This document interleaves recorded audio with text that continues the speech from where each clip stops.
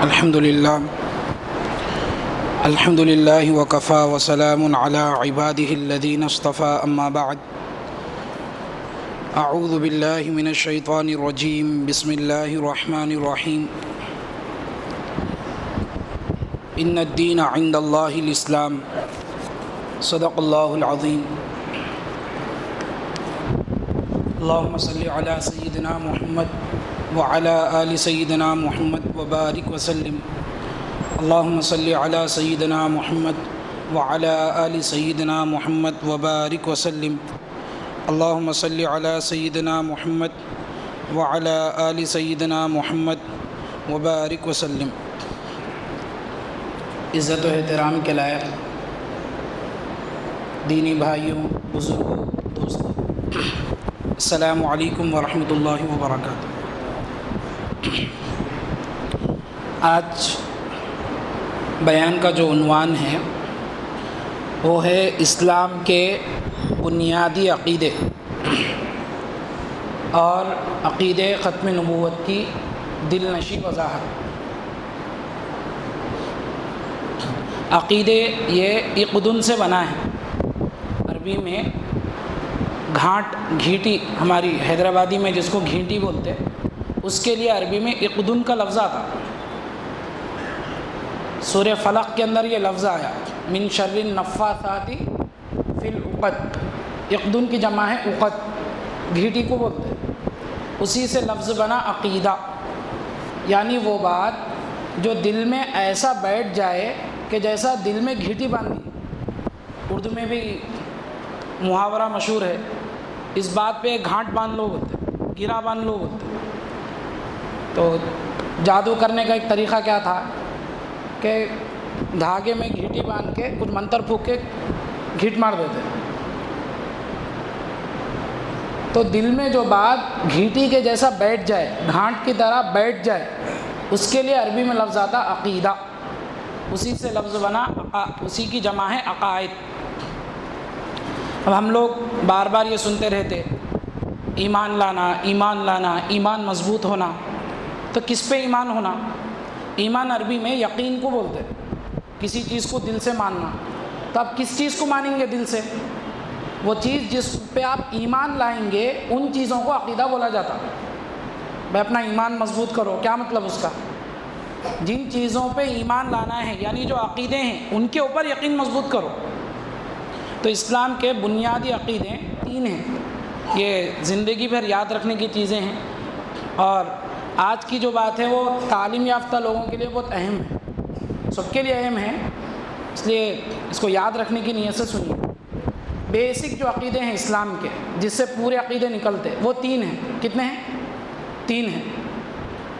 امہات العقائد بولتے ہو، تمام عقیدوں کی جڑ، تمام عقیدوں کی ماں. 3 ہیں وہ.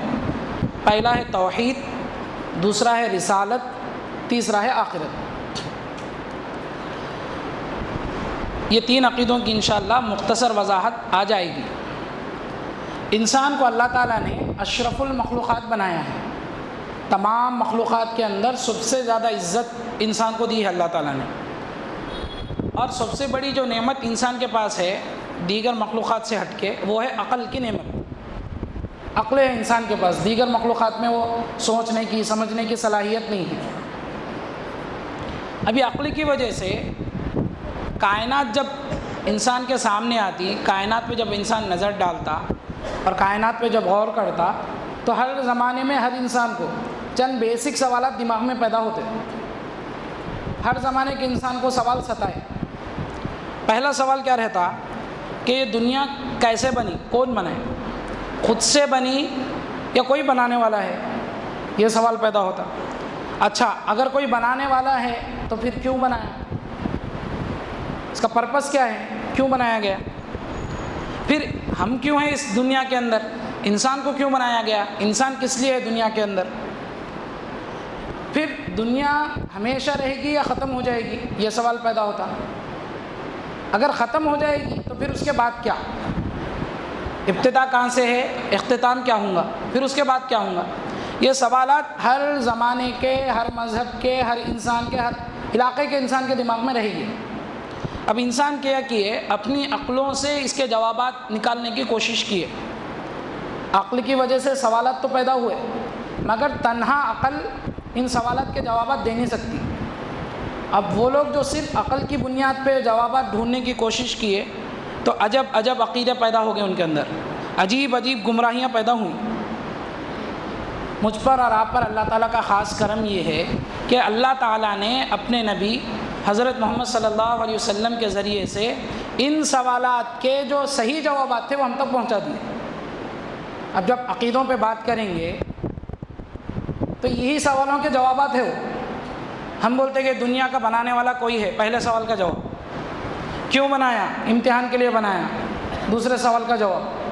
تو یہ جو ہمارے عقیدے ہیں در حقیقت انہی سوالوں کے جواب ہے۔ یہ اللہ کے نبی علیہ الصلوۃ والسلام کے ذریعے سے اللہ تعالیٰ یہ جوابات ہم تک پہنچائے کہ تم دنیا میں کیوں ہو، یہ دنیا کس لیے ہے، یہ دنیا پیدا کیسے ہوئی، دنیا ختم کیسا ہوں گی، یہ ختم ہونے کے بعد پھر اس کے بعد کا مرحلہ کیا ہوگا۔ تو پہلا سوال تھا ہمارا، کائنات وجود میں کیسا آئی، یہ کائنات آخر بنی کیسا، خود بخود بن گئی یا کوئی اس کا بنانے والا ہے؟ تو جواب اس کا ہے کہ کوئی بنانے والا ہے، خدا نے اس کو بنایا ہے، خود سے نہیں بنی۔ اب اس پہ ہم غور کریں گے۔ کائنات پہ اگر ہم غور کریں، یہ جو ہمارے سامنے دنیا ہے، اونچے پہاڑ ہیں، دریا ہے، سمندر ہے، سورج ہے، چاند ہے، مشتری ہے، عطارد ہے، زہرہ ہے، ان چیزوں پہ اگر ہم غور کریں تو خود بخود سمجھ میں آ جاتا ہے کہ کائنات خود سے بن نہیں سکتی۔ کیوں بن نہیں سکتی؟ کہ کائنات بہت زیادہ منظم ہے، بہت زیادہ آرگنائز ہے، اور اس کے اندر بہت زیادہ ڈسپلن ہے، اور اتنا زیادہ منظم، اتنی زیادہ اس کے اندر ڈسپلن، یہ خود سے آ نہیں سکتی۔ مثال کے طور پہ آپ سورج پہ غور کیجئے۔ سورج جو ہے 12,000 فارن ہیٹ کی گرمی سے دہک رہا، اتنی زیادہ گرمی ہے کہ اس کے قریب اگر گئے تو ہم وہیں پہ ختم ہو جاتے، ریزہ ریزہ ہو جاتے، اتنی زیادہ گرمی سے دہک رہا۔ لیکن زمین سورج سے جتنی دور ہونی چاہیے برابر اتنی دور پہ ہے۔ تھوڑا اگر قریب ہو گئی سب جل کے مر جائیں گے، اور تھوڑا اگر پیچھے ہٹ گئی تو سردی سے مر جائیں گے۔ پیچھے اگر گئے سردی سے موت ہوتی، ذرا زمین آگے ہٹ گئی، قریب چلے گئی سورج کے، گرمی سے مر جاتے۔ برابر جتنی گرمی ہونا اتنی ہی جگہ پہ ہے زمین، ایگزیکٹ وہی پوائنٹ پہ ہے۔ پھر زمین کے بارے میں آپ کو معلوم ہے کہ زمین کیا ہے، 3 طریقے سے گھوم رہی۔ پہلا یہ تو لٹو کے جیسا اپنے محور پہ گھوم رہی، اپنے اطراف خود گھوم رہی، جیسا لٹو گھومتا اس طریقے سے گھوم رہی۔ 1000 میل فی گھنٹے کے رفتار سے گھوم رہی، 1 گھنٹے میں کتنا؟ 1000 میل، اتنی تیزی سے گھوم رہی۔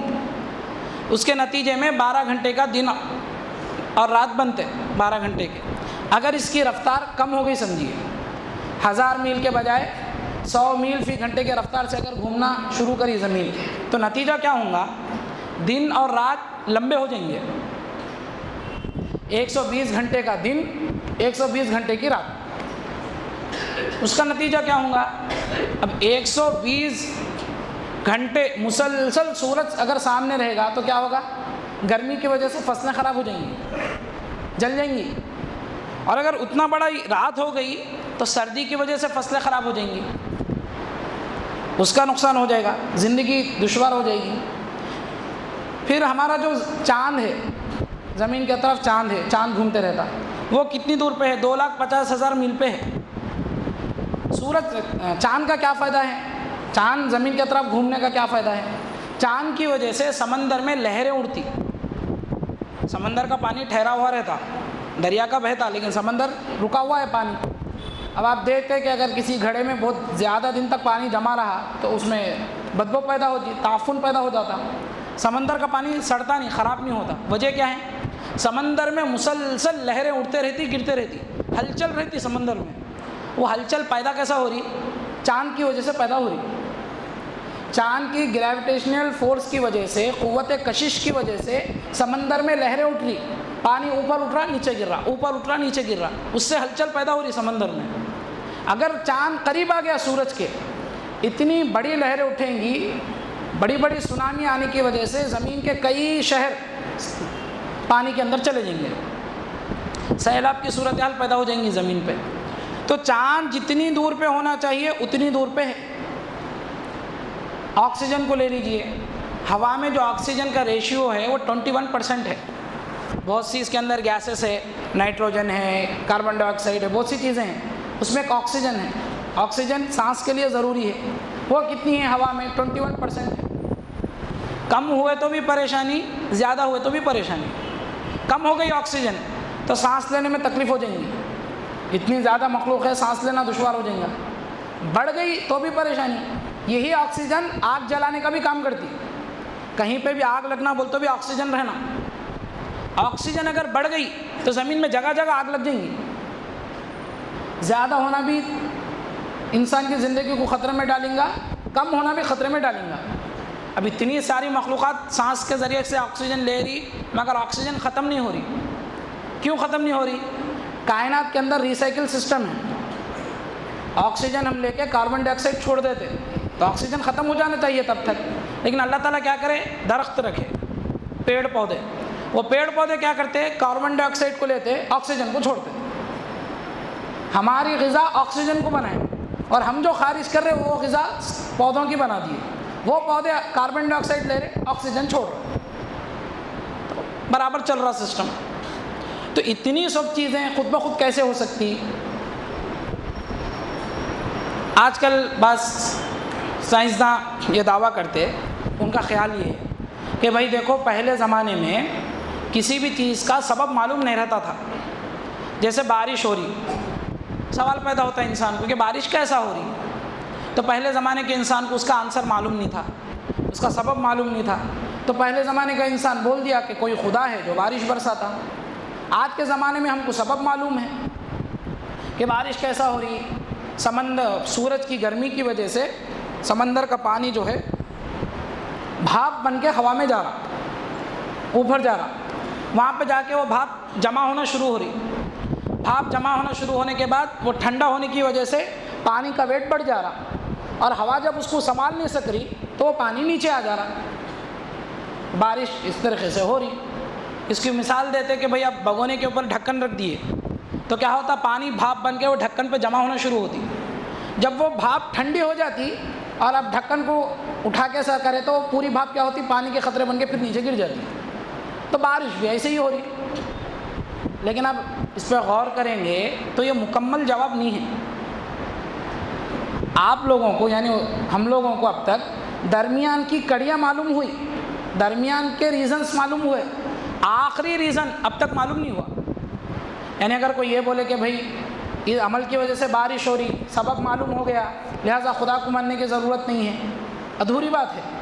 اس لیے کہ آپ کی بات جا کے رکی سورج پہ، سورج کی گرمی کی وجہ سے یہ سب ہو رہا بول کے آپ بول رہے ہیں۔ سوال یہ پیدا ہوتا سورج میں گرمی کہاں سے آئی؟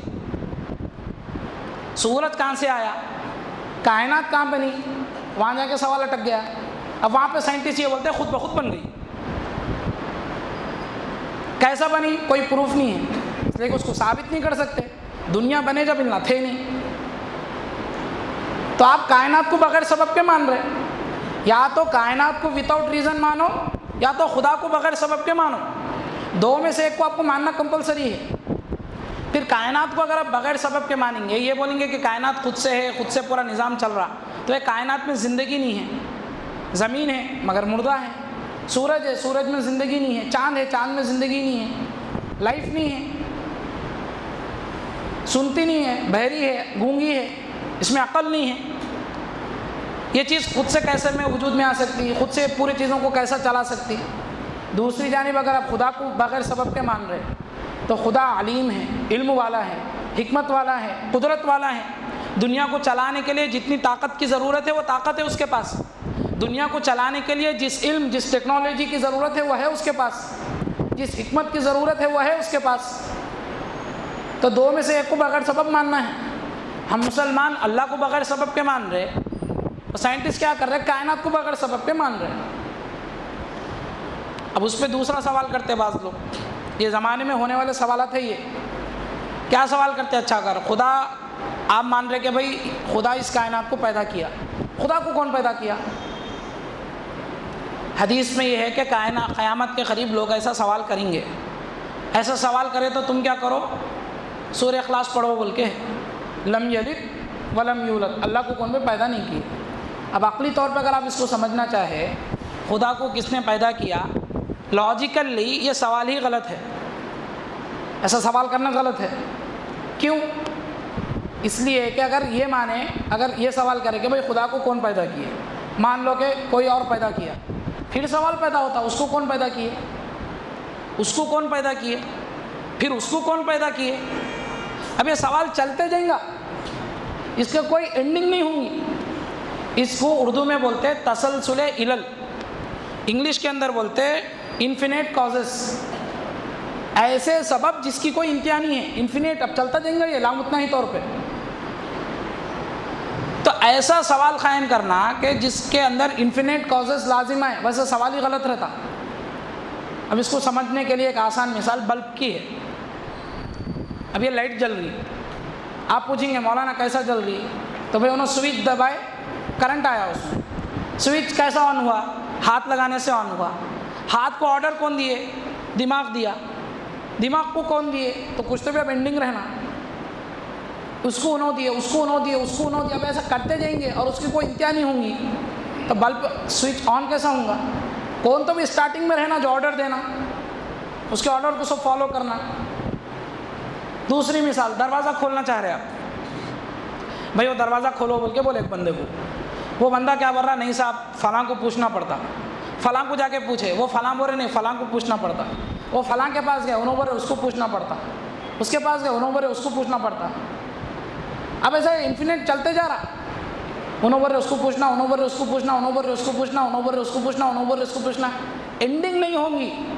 کوئی بغیر کسی کی اجازت کے اگر اجازت نہیں دیں گا تو قیامت تک وہ دروازہ کھل نہیں سکتا۔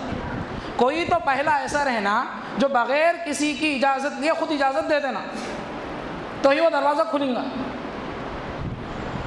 تو کوئی ایک ایسی چیز ابتدا میں رہنا جو خود سے رہنا، خود سے وہ چیز کرنا، تو ہی کائنات وجود میں آ سکتی۔ اور وہی سب سے پہلی چیز خدا ہے جس کے بارے میں قرآن بولتا هو الاول، کہ وہ سب سے پہلے ہے۔ کوئی تو انتہا رہنا، کوئی تو اینڈنگ رہنا۔ تو یا تو کائنات کو بغیر سبب کے مانیں گے آپ، یا تو خدا کو بے سبب کے مانیں گے۔ تو پہلی چیز، پہلا جو سوال تھا کہ دنیا وجود میں کیسے آئی، تو ہم مسلمانوں کا ماننا یہ ہے، اور عقلی طور پر بھی یہی بات صحیح ہے کہ اس کائنات کا کوئی پیدا کرنے والا ہے، وہ بغیر سبب کے ہیں، وہ خود سے ہیں، وہ سب سے پہلے سے ہے۔ دوسرا سوال، اچھا کائنات کا کوئی بنانے والا ہے تو وہ کتنے ہیں؟ ایک ہے، دو ہے، تین ہے، کتنے ہیں؟ تو اس کا جواب یہ ہے کہ کائنات کا پیدا کرنے والا ایک ہے، ایک سے زائد ہو نہیں سکتا عقلی طور پہ بھی۔ کیوں نہیں ہو سکتے ایک سے زیادہ؟ اس لیے کہ اگر ایک سے زیادہ خدا ہوں گے تو ہر خدا اپنی چلانا چاہتا، خدا بولتے ہی اس کو جو اپنی چلانا چاہے، ہر کام کر سکے۔ اب ایک سے زیادہ خدا ہوں گے تو کیا ہوں گا؟ ہر کوئی اپنا چلانا چاہیں گا۔ ایک کار میں آپ بیٹھے ہوئے ہیں، بس میں بیٹھے ہوئے ہیں، تو اسٹیئرنگ پہ ایک ہی بندہ رہنا پڑتا۔ دو بندے اگر بیٹھ کے تو کیا ہوگا؟ حادثہ ہوگا۔ آپ بولیں گے نہیں مولانا، وہ دونوں آپس میں کمپرومائز کر کے دونوں مل کے چلاتے۔ تو اگر کمپرومائز اگر کر رہے ہیں نا، تو اس کا مطلب یہ ہے کہ وہ دونوں ایک دوسرے کے محتاج ہیں۔ دو میں سے ایک بھی اگر کمپرومائز نہیں کرتا، بولا نہیں بھائی چل میں ادھر ہی جاتا ہوں بول کے بولا، سمجھو لڑائی شروع ہو جاتی۔ عام طور پہ پارٹنرشپ میں لڑائیاں ہوتے، پروپرائٹرشپ میں نہیں ہوتے۔ ایک بندہ ہے تو لڑائی نہیں ہوتی، اپنے حساب سے چلاتا رہتا بزنس۔ پارٹنرشپ میں جلدی لڑائی ہوتی، دونوں مل کے بزنس شروع کرتے، بعد میں لڑ کے الگ ہو جاتے۔ عام طور پہ ہوتا ہے ایسا۔ کیوں ہوتا؟ ایک سے زائد جب اپنی چلانے والے رہتے، میری چلنا بول کے اگر رہتے، لڑائی ہوتی۔ اس وجہ سے ایک ملک کے دو پرائم منسٹر نہیں رہتے، ایک ریاست کے دو سی ایم نہیں رہتے، ایک گلی میں دو لیڈر جمع ہو گئے، رسا کشی شروع ہو جاتی۔ دو پہلوان اگر ایک گلی میں آ گئے، اقتدار کے واسطے لڑائی شروع ہوتی۔ اس لیے جن لوگوں کے پاس ایک سے زیادہ خدا کا عقیدہ ہے نا، ان لوگوں کے آپ عقیدے پڑھے تو اس میں ان کے خدا لڑتے رہتے، یہ خدا اس سے لڑ رہا، وہ خدا اس سے لڑ رہا، لڑائیاں چلتے جا رہے، تو پہلوان کی میں پہلوان، لڑائی چل رہی۔ تو ایک سے زیادہ اگر خدا ہوں گے تو لڑائی ہوگی۔ آپ بولیں گے نہیں کمپرومائز کر کے چلیں گے، تو مطلب ایک دوسرے کے محتاج ہے۔ جو محتاج ہے وہ خدا نہیں ہو سکتا۔ یہی بات اللہ تعالیٰ قرآن میں سمجھائے، لو کان فیہما آلہۃ الا اللہ لفسدتا، اگر زمین و آسمان میں ایک سے زیادہ خدا ہوتے تو یہ زمین و آسمان ٹوٹ پھوٹ جاتے۔ تو دوسرے سوال کا جواب کیا ہے کہ خدا ایک ہے، ایک سے زیادہ نہیں ہے۔ اب تیسرا سوال کہ کائنات اللہ تعالیٰ بنائے تو بنائے کیوں، کس لیے بنائے؟ اللہ ہے، ایک ہے، معلوم ہو گیا، اب بنائے کس لیے؟ تو یہ ایسا سوال ہے کہ اس کا جواب اللہ تعالیٰ ہی دے سکتے ہیں، ہم اپنی صرف عقل سے اس کا جواب نہیں ڈھونڈ سکتے، اس لیے کہ جو کام کر رہا اسی کو پوچھیں گے آپ کئی کو کر رہے بول کے، دوسرے کے بارے میں ہم کیا بولیں گے؟ ایک انسان ہے کوئی کام کر رہا تو انہیں خود بولنا کہ وہ کس لیے کر رہا، دوسرا انسان کیا بولیں گا اس کے دماغ میں کیا چل رہا؟ تو یہ جواب دینے کے لیے خود اللہ تعالیٰ جواب دینا ضروری ہے۔ اللہ تعالیٰ کیا جواب دیے، کیا سمجھائے ہم لوگوں کو کہ یہ پوری کائنات میں کس لیے بنایا، یہ زمین ہے، آسمان ہے، یہ پورا نظام ہے، میں کس لیے چلا رہا ہوں؟ تو اللہ تعالیٰ قرآن میں جواب دیتے کہ اے انسان میں تیرے لیے چلا رہا ہوں، خلق لکم ما فی الارض جمیعا، زمین کے اندر جتنی چیزیں ہیں وہ تمام کی تمام اللہ تعالیٰ انسان کے لیے پیدا کیے، سب جتنی بھی چیزیں ہیں زمین کے اندر، سمندر ہے، پہاڑ ہے، جنگلات ہے، بڑی بڑی کانیں ہیں، جانور ہیں، پیڑ پودے ہیں، جڑی بوٹیاں ہیں، قسم قسم کے پھل ہیں، قسم قسم کی ترکاریاں ہیں، یہ سب اللہ تعالیٰ انسان کے لیے پیدا کی۔ سخر لکم ما فی السماوات والارض، زمین و آسمان کو ہم نے تمہارے لیے مسخر کر دیا، یہ پوری کائنات انسان کی خدمت میں لگ کے ہے، یہ بات بتاتے اللہ تعالیٰ قرآن میں۔ اب سوال یہ پیدا ہوتا کہ اچھا تمام چیزیں انسان کے لیے ہے، سورج انسان کے لیے نکل رہا، چاند انسان کے لیے نکل رہا، بارش انسان کے لیے ہو رہی، جانور انسان کے لیے پیدا ہو رہے، تو پھر انسان کو کیوں پیدا کیے؟ میں کائنات میں کیوں ہوں، میرا کیا پرپس ہے؟ اس لیے کہ انسان کو اگر آپ دیکھیں گے نا کائنات میں، پوری دنیا سے اگر انسان ختم ہو گئے تو کائنات کو کوئی فرق پڑنے والا نہیں ہے۔ مثال کے طور پہ درخت اگر ختم ہو گئے آکسیجن کا مسئلہ ہو جاتا، جانور اگر پورے ختم ہو گئے تو زیادہ آکسیجن بڑھنے کی وجہ سے آگ لگ جائیں گی زمین میں، مگر صرف انسان اگر دنیا سے ہٹ جائے تو کائنات کو کوئی خاص فرق پڑنے والا نہیں ہے، کائنات چلتی رہتی اپنے طریقے سے۔ تو انسان کو کیوں رکھے، پوری کائنات انسان کے لیے بنائے، تو انسان کئی واسطے ہے دنیا میں؟ تو اللہ تعالیٰ اس کا جواب قرآن میں دیے کہ دیکھو میں تم لوگوں کو اپنے لیے پیدا کیا، پوری کائنات تمہارے واسطے ہے مگر تم میرے واسطے ہے۔ وما خلقت الجن والانس الا لیعبدونی، تمام انسانوں کو، تمام جنوں کو میں نے صرف اپنی عبادت کے لیے پیدا کیا ہے۔ ابن عباس رضی اللہ عنہ جو قرآن کے بہت بڑے مفسر ہیں، وہ لیعبدون کی تفسیر کرے لیعرفون سے، عبادت کے لیے پیدا کیا، اپنی معرفت، اپنی پہچان کے لیے پیدا کیا۔ اللہ تعالیٰ بہت طاقت والے ہیں، بہت قدرت والے ہیں، بہت عظمت والے ہیں، مگر کوئی تو رہنا جو اللہ کی طاقت کو سمجھ سکے، جو اللہ کی عظمت کو سمجھ سکے، جو اللہ کی رحمت کو سمجھ سکے، جو اللہ کی محبت کو سمجھ سکے، کوئی تو مخلوق رہنا۔ تو اس لیے اللہ تعالیٰ انسان کو پیدا کیے، اور ہم لوگوں کو جو اونچی عقل دی گئی، اور عقل کے کارنامے دیکھیے کیسی کیسی چیزیں انسان بنا رہا، یہ فین ہے، یہ اے سی ہے، یہ عمارت ہے، کیسی کیسی بلڈنگیں انسان بنا رہا، کیسے فلائی اوور بنا رہا، کیبل ٹاور بنا رہا، اونچے اونچے برج خلیفہ بنا لے رہا، تاج محل بنا لے رہا، کیسے کہ انوینشن سے، فون ہے، لیپ ٹاپ ہے، آج کل اے آئی ہے، آرٹیفیشل انٹیلیجنس ہے، کیا کیا کارنامے عقل سے انجام دے رہا۔ تو ایسی اونچی عقل جو اللہ کسی کو نہیں دیے، صرف انسان کو دیے، یہ کس لیے دیے؟ اپنے کو پہچاننے کے لیے دیے، یہی دنیا میں ایجاد کر کے مرنے کے واسطے نہیں دیے۔ اللہ چاہ رہے کہ کوئی ایسی مخلوق ہو جس کے پاس ایسی عقل ہو جو اللہ کی عظمت کو سمجھ سکے، جو اللہ کی رحمت کو سمجھ سکے، جو اللہ کی محبت، اللہ کی مغفرت کو سمجھ سکے، اس کے لیے عقل دیے۔ پھر علماء یہ بھی مطلب بیان کیے کہ سیدھا سیدھا قرآن میں بول سکتے تھے اپنی پہچان کے لیے پیدا کیا، عبادت کے لیے پیدا کیا کیوں بولے؟ تو وضاحت کر کے علماء بتلاتے مطلب یہ ہے، اللہ تعالیٰ بولنا یہ چاہ رہے میں اس لیے پیدا کیا تاکہ تم پہلے مجھ کو پہچانو، میری پہچان کی وجہ سے تمہارے اندر اتنی محبت آ جائے کہ تم میری عبادت کرنے لگو۔ عبادت کا مطلب کیا ہے؟ ابن تیمیہ بیان کیے، غایت الخضوع مع غایت المحبہ، کسی سے آخری درجے کی محبت کی وجہ سے اپنے آپ کو اس کے سامنے بچھا دینا۔ اتنی محبت ہونا کہ اپنا ماتھا اس کے سامنے ٹیک دینا، اس کو بولتے عبادت۔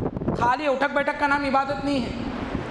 محبت اس لیول پہ پہنچ جانا کہ انسان اپنے آپ کو اس پہ قربان کر دینا، دل بولنا۔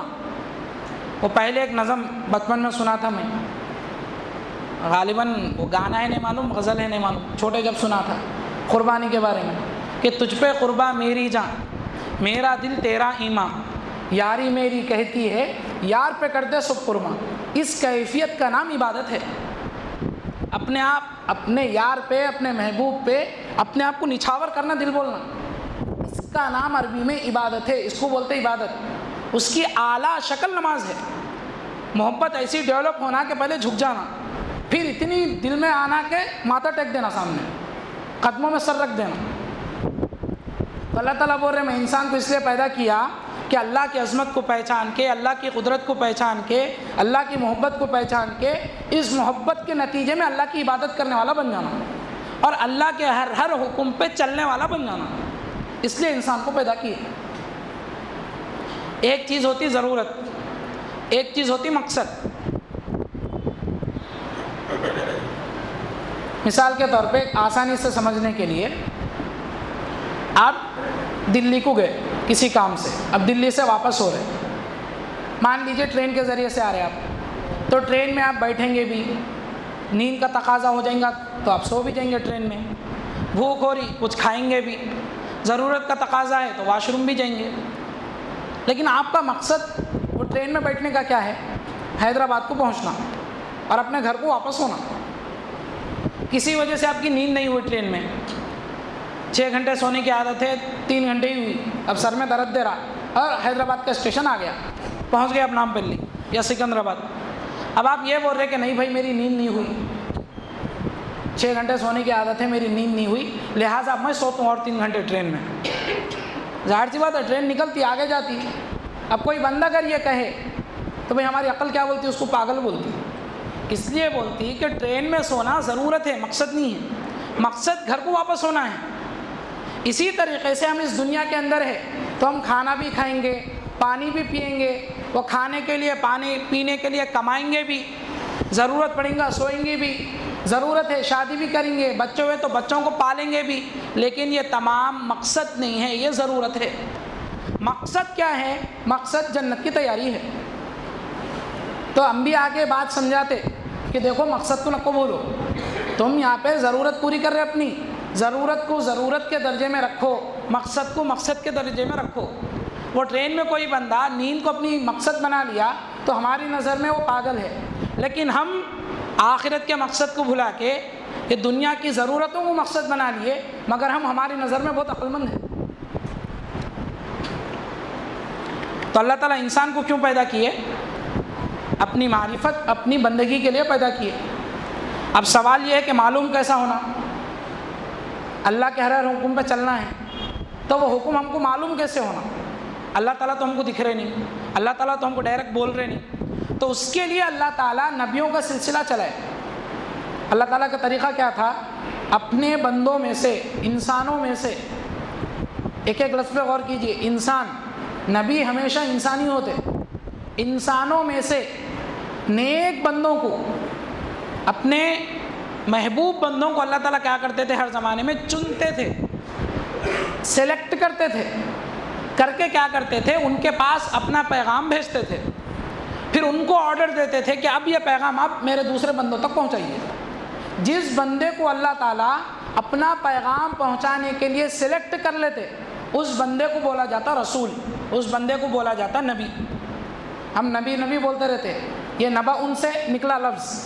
نبیون کا مطلب خبر دینے والا، اللہ تعالیٰ کی طرف سے خبر سنانے والا، اور رسول مرسل کے معنی میں ہے، ارسال کا مطلب بھیجنا، وہ بندہ جس کو اللہ تعالیٰ اپنی طرف سے اپنا پیغام دے کے بھیجے۔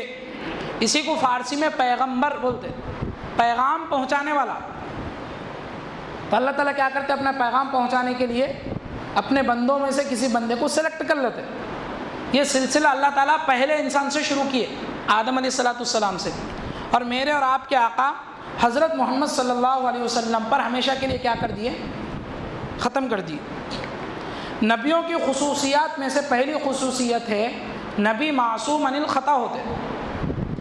نبیوں سے گناہ نہیں ہوتے، نہ بڑے گناہ ہوتے نہ چھوٹے گناہ ہوتے. دوسری چیز، نبی نبوت کے پہنچانے میں جو پیغام نبی کو پہنچا وہ پہنچانے کے اندر امین ہوتے، امانت داری سے کام لیتے. جو بات اللہ تعالیٰ پہنچانے کے لیے بولتے وہ تمام کی تمام پہنچا دیتے، نہ اس میں اپنی طرف سے کچھ بڑھاتے نہ اس میں اپنی طرف سے کوئی کم کرتے. پھر نبی اپنے زمانے کے عالم رہتے، اس زمانے میں شریعت کا سب سے زیادہ علم انہی کو رہتا. پھر نبی نیک رہتے، شریف رہتے، اور اچھے گھرانے کے انسان کو چنتے ہمیشہ اللہ تعالیٰ. تو یہ سلسلہ آدم علیہ السلام سے شروع ہوا، ہمارے نبی حضرت محمد صلی اللہ علیہ وسلم پہ ختم ہو گیا. اب ہمارے نبی کی خصوصیات میں سے خصوصیت کیا ہے؟ آپ تمام نبیوں میں سب سے افضل ہیں، سب سے اعلیٰ ہیں، اور آپ اللہ کے آخری نبی ہیں. آپ کے بعد کوئی نبی قیامت تک آنے والا نہیں ہے. کسی نئے انسان کو اللہ تعالیٰ نبی بنانے والے نہیں ہیں. نیا نبی کوئی نہیں آئے گا. کیوں نہیں آئے گا؟ اب ہم بولتے ہیں اللہ کا نبی آخری نبی ہے، ذرا مختصر اس کو بھی سمجھ لیں گے کہ کیوں نبوت کو ختم کیوں کر دیا اللہ تعالیٰ. اس لیے کہ اب نبی آنے کی کوئی ضرورت باقی نہیں رہی. جو چیز ضرورت کی اتنی ہو تو وہ چیز فائدہ دیتی، ضرورت سے زیادہ ہوئے تو رحمت جا کے کیا بن جاتی؟ زحمت بن جاتی. بارش ہے، ضرورت کی اتنی ہوئے تو کیا ہے؟ رحمت ہے. اب بعض لوگ یہ زمانے میں جو اللہ کے نبی کے بعد بعض ظالم نبوت کا دعویٰ کیے تو یہ مثال دے کے پوچھتے نبوت رحمت ہے نہیں ہے؟ بے شک رحمت ہے اللہ کی، تو وہ رحمت جاری رہنا نہیں رہنا؟ تو بولتے کہ ہاں رحمت ہے تو پھر نبوت بھی جاری رہنا. تو اس کا جواب یہ ہے کہ بھائی رحمت اس وقت رہیں گی جب وہ ضرورت کی اتنی رہنا. جیسے بارش بھی اللہ کی رحمت ہے، مگر کب تک رحمت ہے؟ ضرورت کی اتنی ہونا. اتنی زیادہ ہو جا رہی کہ پورا سیلاب کی صورت پیدا ہو جا رہی، تب وہ بارش رحمت ہے زحمت ہے؟ اب وہ رحمت نہیں ہوگی، زحمت ہو گئی، عذاب ہو گیا وہ. تو نبوت بھی رحمت ہے، مگر کب رحمت ہے؟ ضرورت کی اتنی رہنا. تو وہ ضرورت اللہ کے نبی پہ پوری ہو گئی، اب نبوت کی کوئی ضرورت باقی نہیں رہی. کیسا؟ اس لیے کہ نبی اللہ تعالیٰ کب بھیجتے ہیں؟ جب اللہ کا پیغام نبی انسانوں تک نہیں پہنچا، وہ پیغام پہنچانے کی ضرورت ہے. بندوں کو نہیں معلوم اللہ کون ہے، آخرت میں کیا ہوگا نہیں معلوم ہے، تو جب نبی کو بھیجتے. مگر اللہ کے نبی علیہ السلام پیغام پہنچا دیے.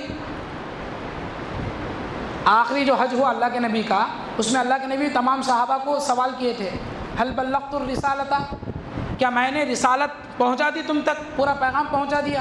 تو سب بولے تھے اللہ کے نبی اب پہنچا دیے. تو اللہ کا پیغام بندوں تک پہنچ گیا، اللہ کے نبی پہنچا دیے.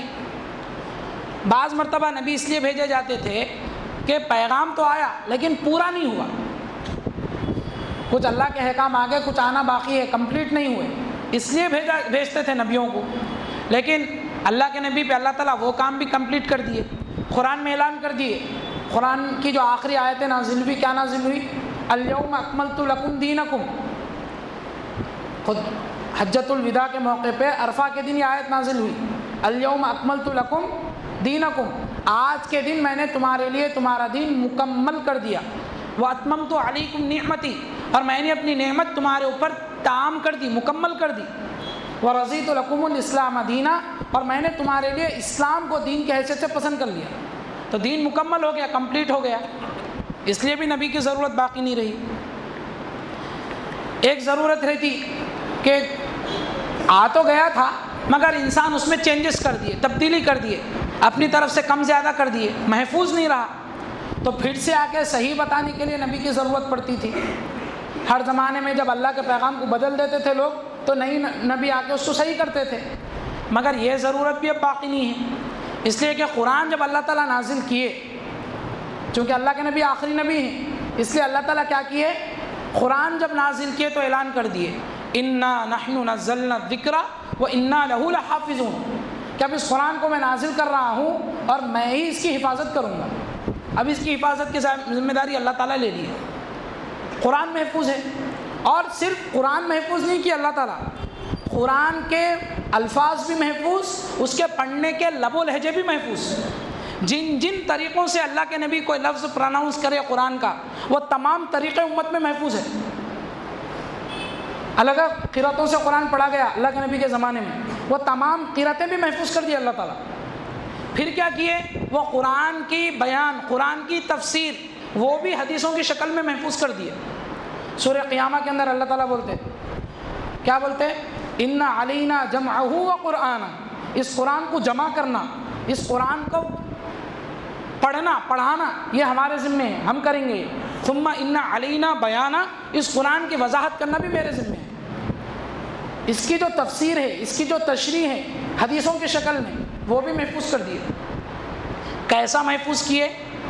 اب قرآن کو ایکسپلین کون کریں گے؟ اللہ کے نبی کریں گے، اپنی بات کے ذریعے سے یا اپنے عمل کے ذریعے سے. اللہ کے نبی کا ایک ایک قول، اللہ کے نبی کی ایک ایک حرکت، آپ کا ایک ایک فعل اللہ تعالیٰ محفوظ کر دیے. حدیثوں کے اندر ایک ایک چیز محفوظ ہے، یہاں تک کہ اللہ کے نبی کا حلیہ مبارک بھی موجود ہے. آپ کی بھویں کیسی تھی، آپ کی داڑھی کیسی تھی، داڑھی میں کتنے بال سفید تھے، آپ کی زلفیں کہاں تک تھی، آپ کے سینے کے اوپر کتنے بال تھے، آپ کے موڑے مبارک کیسے تھے، آپ کے بازو کیسے تھے، آپ کی پنڈلی کیسی تھی، آپ کس طرح کے کپڑے پہنتے تھے، کس کس رنگ کے کپڑے پہنے، آپ مسکراتے کیسے تھے، آپ کسی کی طرف دیکھتے تھے تو کیسا دیکھتے تھے، آپ خطبہ دیتے تھے تو کیسا دیتے تھے، آپ غصے کی حالت میں آتے تھے تو کیسا غصے میں آتے تھے، آپ مسکراتے تھے تو آپ کی مسکراہٹ کیسی ہوتی تھی. ایک ایک چیز محفوظ کر دی اور آپ کی ایک ایک بات محفوظ کر دیے. ایسا محفوظ کیے کہ حدیث جب ہم پڑھتے نا تو حدیث کے اندر دو چیزیں رہتی، ایک سند، ایک متن. ایک رہتا اللہ کے نبی ایسا کیے، اللہ کے نبی یہ بات بولے، تو بیچ میں چین آف نریٹرس رہتی. مثال کے طور پہ بخاری شریف کی آپ حدیث دیکھ رہے تو امام بخاری اللہ کے نبی کے 200-300 سال کے بعد کے ہیں، ڈائریکٹ انہوں تو نہیں سنے نا، تو انہوں کیا کرتے، انہوں وہ حدیث اپنے کس استاد سے سنے، ان کا نام لیتے. حدثنا احمد، میں احمد ابن حنبل سے سنا. انہوں کن سے سنے؟ انہوں فلاں سے سنے. وہ کس سے سنے؟ مثال کے طور پہ امام مالک سے سنے. وہ کس سے سنے؟ اپنے استاد سے سنے، نافع سے سنے. وہ کس سے سنے؟ عبداللہ ابن عمر سے سنے. وہ کس سے سنے؟ اللہ کے نبی سے سنے. تو بیچ میں چین آف نریٹرس رہتی، اس کو سند بولتے. حدیث کو صحیح ضعیف جو بولا جاتا وہ سند کے اوپر ہی حکم لگتا کہ نریٹرس میں اگر کچھ کمزوری ہے تو بول دیتے ضعیف ہے بولے. حدیث بیان کرنے والے راوی کیسے ہیں؟ تو حدیث بیان کرنے والے راویوں کے جو چین تھی، جو بھی حدیث بیان کیے، زندگی میں ایک بار بھی بیان کیے، اللہ تعالیٰ اس بندے کی زندگی کو بھی محفوظ کر دیے. ایک نیا فن وجود میں آیا اسماء فن الرجال کے نام سے، اور 12 لاکھ لوگوں کی بایوگرافی محفوظ کر دی اللہ تعالیٰ. اللہ کے نبی کے قول یا فعل جو بھی بیان کیا، اللہ تعالیٰ اس بندے کی پوری زندگی محفوظ کر دی. کتنے لوگوں کی زندگی محفوظ ہو گئی؟ 12 لاکھ لوگوں کی پوری بایوگرافی محفوظ کر دی کہ جس راوی کے بارے میں معلوم کرنا چاہے معلوم ہو جاتا. حدیث کے جس راوی کی زندگی پڑھنا چاہے پڑھ سکتے. ایسا محفوظ کرے. قرآن کو محفوظ کر دیے، حدیث کو محفوظ کر دیے، حدیث کے بیان کرنے والوں کے راویوں کی زندگی کو محفوظ کر دیے. جب وہ محفوظ بھی ہے، مکمل بھی ہے، اب ضرورت نہیں ہے. ایک آخری ضرورت کیا رہتی تھی نبی کی، نبی کے بھیجنے کی. سب محفوظ ہے، ہدایت محفوظ ہے، لیکن لوگوں کو اس کی طرف بلانا تو ہے، بلانا پڑتا، جانا پڑتا، سمجھانا پڑتا. تو اللہ تعالیٰ کیا کیے، یہ کام اب امت کے حوالے کر دیے. اللہ کے نبی علیہ السلام کی ختم نبوت کی وجہ سے تمام امت کے اوپر یہ کام دے دیے. دے کے بولے کہ اب نبی کا کام تم لوگوں کو کرنا ہے. نبی کا کام ہے لوگوں کو اللہ کی طرف بلانا، تم بلانا. نبی کا کام ہے قرآن کی تعلیم میں کتاب و حکمت، تو یہ کام اب تم کرنا. نبی کا کام ہے تزکیے کی محنت، یہ کام تم کرنا. نبی امت کو مضبوط بنائے، یہ کام تم کرنا. تو اللہ کے نبی کے کام امت کے حوالے کر دیے، تو بھی اب نبی کی ضرورت باقی نہیں رہی. تو اللہ کے نبی علیہ السلام پہ نبوت ختم ہو گئی، مکمل ہو گئی. اب آپ کے بعد اگر کوئی نبی ہونے کا دعویٰ کرے تو ملا علی قاری رحمۃ اللہ علیہ نے لکھا ہے دعوی النبوت بعد نبینا کفر بالاجماع، کہ ہمارے نبی کے بعد کسی بھی قسم کی نبوت کا دعویٰ یہ بالاجماع کفر ہے۔ جس طرح اللہ کو ایک ماننا ضروری ہے، جس طریقے سے اللہ کے نبی کو نبی ماننا ضروری ہے، آخرت کو ماننا ضروری ہے، اسی طریقے سے حضور پاک کو اللہ کا آخری نبی ماننا ضروری ہے۔ آخری نبی نہیں مانے مسلمان نہیں ہو سکتے، ایمان نہیں ہو سکتا۔ مگر اللہ کے نبی علیہ السلام خبر دے کے گئے کہ دیکھو میرے بعد نبوت کے جھوٹے دعوے دار پیدا ہوں گے، دجالون، کذابون، ثلاثون، 30 ایسے لوگ پیدا ہوں گے، کلہم یزعم انہ نبی، ہر ایک سمجھے گا کہ میں نبی ہوں، اور سن لو میں آخری نبی ہوں، میرے بعد کوئی نبی نہیں ہے۔ تو کئی حضور کے زمانے میں ہی پیدا ہوئے جھوٹے نبی کا دعویٰ کرنے والے، مسیلمہ کذاب، بہت سے لوگ پیدا ہوئے جو اپنے آپ کو نبی ہونے کا دعویٰ کیے۔ پھر اللہ کے نبی علیہ السلام یہ آخری زمانے کے بارے میں خاص طور سے ایک بات بولے، کیا فرمائے کہ دیکھو نیک اعمال کے کرنے میں جلدی کرو، بادروا بالاعمال فتنا، نیک اعمال کے کرنے میں جلدی کرو فتنوں کے آنے سے پہلے، کقطع اللیل المظلم، اندھیری رات کے ٹکڑوں کے جیسے فتنے آنے سے پہلے۔ کیسے فتنے ہوں گے؟ یصبح الرجل مؤمنا ویمسی کافرا ویمسی الرجل مؤمنا ویصبح کافرا، کہ صبح میں ایمان والا ہوگا رات میں کافر ہو جائے گا، رات میں ایمان والا ہوگا صبح تک کافر ہو جائے گا۔ تو ہم اسی زمانے میں جی رہے، طرح طرح کے فتنے، اور حیدرآباد میں تو ہر طرح کے فتنے، حیدرآباد چھوڑیے ٹولی چوکی کے اندر پورے فتنے ہیں جتنے ہندوستان میں ہیں۔ تو اس زمانے کے اندر ہم کو کس بات کی ضرورت ہے کہ ہم اپنے ایمان کی حفاظت کریں اور ان فتنوں کے بارے میں ہم اویئرنیس لائیں اپنے اندر، ہم کو معلوم ہو تاکہ ہم بچ سکیں۔ تو آج کے بیان میں پہلی بات تو یہ آئی کہ یہ دنیا کو کس نے پیدا کیا؟ اللہ نے پیدا کیا، اس کو ہم عقل کے اعتبار سے سمجھے۔ پھر اللہ ایک ہی ہے، اس کو سمجھے۔ پھر یہ کائنات اللہ تعالیٰ کس لیے پیدا کی ہے، اس کو سمجھے۔ پھر اس بات کو ہم سمجھے کہ اللہ تعالیٰ نے ہم کو کس لیے پیدا کیا، اپنے لیے پیدا کیا، ہمارا یہاں پر امتحان ہو رہا ہے۔ پھر اللہ کے نبی علیہ السلام کے آخری نبی ہونے کو ہم نے سمجھا کہ نبوت ختم کیوں ہو گئی، اب نئے نبی کی ضرورت کیوں نہیں ہے۔ پھر یہ بات ہمارے سامنے آئی کہ اس زمانے میں طرح طرح کے فتنے ہیں، وہ فتنوں سے آگاہی، خاص طور سے دیندار جو لوگ ہیں، دین پہ چلنے والے، اور دین کی جن کے اندر تھوڑی بہت طلب ہے، اور وہ لوگ جو دین کا کام کر رہے کسی بھی لائن سے، تعلیم کی لائن سے یا دعوت و تبلیغ کی لائن سے، کسی بھی لائن سے جو دین کا کام کر رہے ہیں، وہ لوگوں کو تو ان فتنوں سے آگاہی بہت زیادہ ضرورت ہے۔ اس لیے کہ شیطان کا طریقہ کیا رہتا، میں اب 2 منٹ میں انشاءاللہ بات مکمل کروں گا۔ شیطان کا طریقہ کیا رہتا؟ پہلے شہوات سے مارنے کی کوشش کرتا، دنیا سے آخرت سے غافل کر کے، گناہوں میں پھنسا کے، لذتوں میں ڈبا کے اللہ سے دور کرنے کی کوشش کرتا۔ لیکن جیسا بندہ اس سے ہٹ کے ذرا دین پر چلنے کی کوشش کرتا نا، تو شیطان دوسرا اٹیک کرتا، اب شبہات سے مارنے کی کوشش کرتا، اللہ کے بارے میں ڈاؤٹ ڈالتا، فتنوں میں پھنسانے کی کوشش کرتا۔ تو جب ہم ذرا دین پہ چل رہے، نماز روزے کے اندر آ جاتے نا، تو یہ نہیں سمجھنا ہم شیطان سے محفوظ ہو گئے، شہوات سے ہم بچ رہے، گناہوں سے بچ رہے، شیطان دوسرا حملہ کرتا، شبہات ڈالنا شروع کرتا، فتنوں میں پھنسانے کی کوشش کرتا۔ اس وجہ سے آپ یہ فتنوں کا جائزہ لے کے دیکھو، اکثر اس میں ایسے لوگ پھنستے جن کے اندر دین کی تھوڑی بہت فکر رہتی، دین کے نام پہ گمراہ کرتے یہ لوگ، میں کافر ہوں، کافر بن جاؤ بول کے نہیں بلاتے، یہ اصل اسلام ہے بول کے بلاتے، اللہ کے نبی کی محبت کی بات کر کے بلاتے، آخرت کی فکر کی بات کر کے، علامت قیامت بتا کے بلاتے۔ اب جس بندے کو دین کا صحیح علم نہیں رہتا، یہ فتنوں کے بارے میں علم نہیں رہتا، وہ آسانی سے پھنس جاتا اس میں۔ اس لیے ان فتنوں سے آگاہی بہت زیادہ ضرورت ہے۔ تو آج ایک اعلان بھی آیا ہوا ہے،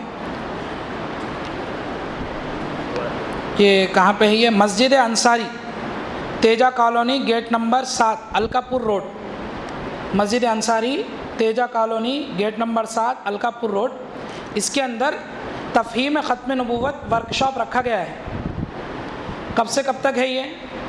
4 اکتوبر ہفتے بعد نماز مغرب سے لے کے اتوار کے دن رات 8:30 تک، ہفتے کی مغرب سے اتوار کی عشاء تک 8:30 تک ایک ورک شاپ رکھا گیا ہے. اب اس ورک شاپ کے اندر کیا ہوں گا، یہی فتنوں کے بارے میں اویئرنیس پیدا کرنے کی کوشش ہے. اب حیدرآباد میں ہر طرح کے فتنے ہیں ایسے کہ ان کا ایک بھی چیز آپ مان لیا آپ ایمان سے ہٹ جاتے. اب بعض لوگوں کے دل میں ایک غلط فہمی کیا رہتی، یہ علماء کا کامج کیا ہے، بھائی اللہ کی طرف بلاؤ، رسول کی طرف بلاؤ، نمازاں پڑھو، بولو یہ کیا ہے، انہیں گمراہ انہیں کافر انہیں کافر، تم لوگوں کو کامج یہ ہے. ایسا سمجھنا بہت بڑی غلطی ہے، بہت بڑی غلط فہمی ہے. یہ کوئی عالم اس بات کا مجاز نہیں ہے کہ کسی نبی کے ماننے والے کو کافر بولے. بہت بڑا گناہ ہے کسی ایمان والے کو کافر بولا. علماء کسی کو کافر قرار نہیں دیتے. اگر کوئی بندہ خود سے کافر بن گیا اس کے کفر کو بس بتاتے. علماء کافر نہیں بنا رہے صاحب، انہیں خود کافر بن گیا تو کیا کریں گے؟ اللہ کے نبی کو آخری نبی ماننا ضروری ہے، انہیں کسی اور کو نبی مان رہا ہے، انہیں کافر ہو گیا تو ہم کیا کرنا؟ تو ہم بتا رہے بس انہیں ایسی بات بولا وہ غلط ہے، وہ کفر ہے، اس کی بات مت سنیے بول کے. ایک بندہ ہے مندر میں جا کے پوجا کر رہا، بت کی پوجا کر رہا. اب جو علم والا ہے عام آدمی بھی بولیں گا بھائی یہ اسلام کے خلاف ہے، یہ شرک ہے، ایسا کرنا کرے تو مشرک بن جاتے، ایمان سے نکل جاتے. اب کوئی بول رہا نہیں بھائی آپ اس کو مشرک کیوں بول رہے؟ میں مشرک نہیں بول رہا ہوں، انہیں شرک کر رہا، میں صرف بتا رہا ہوں کہ یہ شرک ہے. تو کوئی بھی عالم کسی کو بھی بلا وجہ کفر کا فتویٰ نہیں دیتے. ایسا بیٹھے دل میں آیا فتویٰ لگا دیے، بہت بڑی بات رہتی. وہ آسانی سے کسی پہ حکم نہیں لگاتے، بلکہ اگر کوئی ایسی بات بولا بھی، کوئی ایسا عمل کرا بھی، تو علماء کا اصول یہ ہے کہ اگر وہ کلمہ پڑھنے والا ہے اور اس کی بات کے 100 پہلو نکلتے، بات کے 100 مطلب نکلتے، 99 مطلب ایمان کے نکل رہے تو 99 مطلب کفر کے نکل رہے، ایک مطلب ایمان کا نکل رہا، تو علماء کا اصول یہ ہے کہ وہ ایک مطلب کو لے کے اس کو ایمان والا بولتے. کب مجبوری میں کب بولتے کہ کوئی مطلب نکل رہا نہیں، اب 100 کے 100 مطلب اب کفر کے نکل رہے اور وہ کھلا ہوا کفر ہے تو ہی اس پہ حکم لگاتے کفر کا. اور وہ بتانا ضروری رہتا امت کی حفاظت کے لیے. اور آج کل کیا ہے، سیل فون ہے سب کے ہاتھ میں، وہ انسٹاگرام پہ ریل، یوٹیوب کے اندر شارٹس ہٹاتے رہتے. تو کتنے کے لوگ دین کی بات سمجھ کے سن رہے، ذکر کی بات ہو رہی، دل میں اللہ اللہ کی بات ہو رہی بول کے گوہر شاہی کو سن رہے. کفریہ نظریات تھے وہ بندے کے، اتنے غلیظ نظریات تھے کہ اب سننا گوارا نہیں کرتے. اگر میں بولنا شروع کرا تو غلام احمد قادیانی پیدا ہوا قادیان کے اندر، اپنے آپ کو نبی بولا، نبی چھوڑیے حضور پاک سے افضل بولا. اب اس کی کفریات کو کیا کریں گے؟ مگر لوگ سن رہے نیٹ کے اوپر. ایک بندہ دین کی بات سمجھ کے سن رہا، ایک عالم دیکھ کے بولے کس کا بیان سن رہے آپ، عجیب باتیں کر رہے، دیکھے تو معلوم ہے کافر کی بات سن رہے. تو یہ جو ورک شاپ رکھا گیا ہے یہ فتنوں سے آگاہی کے لیے رکھا گیا ہے. علماء کو کوئی شوق نہیں ہے کسی کو کافر بولنے کا، نعوذ باللہ، مجبوراً بتانا پڑتا، اس لیے کہ سیل فون میں اب ہر طریقے کے فتنے کو دیکھ رہے.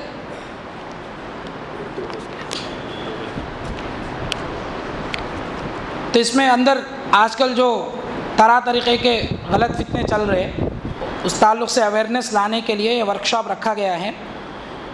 تو اس کے اندر تمام لوگ اپنے دوست احباب کے ساتھ اس کے اندر شرکت کریں تاکہ ہمارے آئندہ نسلوں کے دین و ایمان کی حفاظت ہو سکے. خواتین کے لیے جو ہے 5 اکتوبر اتوار کے دن 10 بجے سے اسکول کے اندر الفلاح اسکول کے اندر نظم رکھا گیا ہے. بعض لوگوں کو ایک ڈاؤٹ یہ بھی رہتا کہ بھائی فلاں محفل میں بیٹھے تو ایمان کی قربانی کی بات ہوتی، ایمانی جذبہ محسوس ہوتا، اللہ والوں کے محفل میں گئے تو تزکیے کی بات ہوتی، اپنی اصلاح کی بات ہوتی.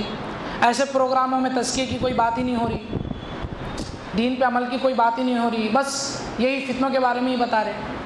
تو جس مجلس کا جو عنوان رہتا اس میں وہی بات ہوتی.